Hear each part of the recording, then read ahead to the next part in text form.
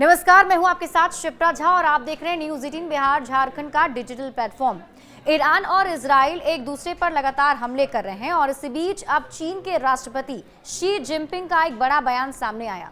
Jinping ने दो टूक कहा कि मिडिल ईस्ट में संघर्ष को सुलझाने के लिए सबसे जरूरी प्राथमिकता युद्ध विराम यानी कि सीज फायर है और अंतर्राष्ट्रीय विवादों को सुलझाने का तरीका बल प्रयोग नहीं हो सकता। चीन की प्रमुख समाचार एजेंसी पीपल्स डेली के मुताबिक राष्ट्रपति जिनपिंग ने यह बयान रूसी राष्ट्रपति व्लादिमीर पुतिन के साथ टेलीफोन बातचीत के दौरान दिया है, जिसमें दोनों नेताओं ने मिडिल ईस्ट की मौजूदा स्थिति पर चर्चा की है।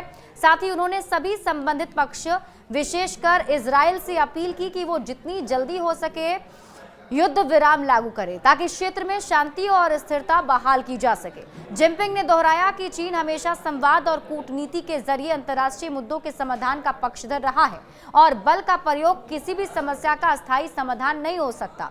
बता दें कि इजराइल ईरान पर लगातार अटैक कर रहा है। इसके जवाब में ईरान ने इजराइल के कई शहर जैसे तेल अवीव, बेरशेबा और रमतगन के साथ ही होलोन पर 4 बैलिस्टिक मिसाइलें दागी थी।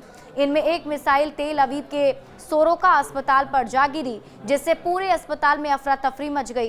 साथ ही इस हमले में कई लोगों के घायल होने की खबर भी सामने आ रही है।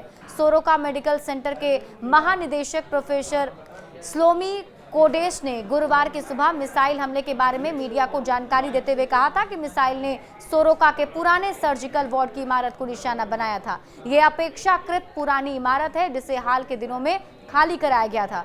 उन्होंने कहा कि अस्पताल की अन्य इमारतों को भी बड़ा नुकसान पहुंचा है। सभी मरीज और सभी कर्मचारी बंकर में थे। हमले में कई लोगों को हल्की चोटें आई हैं, जिनमें से ज्यादातर विस्फोट के शॉक वेव से घायल हुए हैं।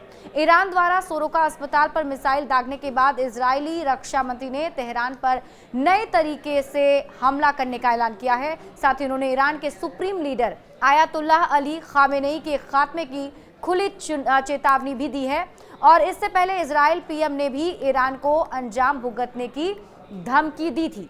लेकिन अब चीन की तरफ से कहा जा रहा है कि दोनों ही देशों की तरफ से युद्ध विराम यानी कि सीज फायर का ऐलान करना चाहिए और बातचीत करके मामले को सुलझाना चाहिए।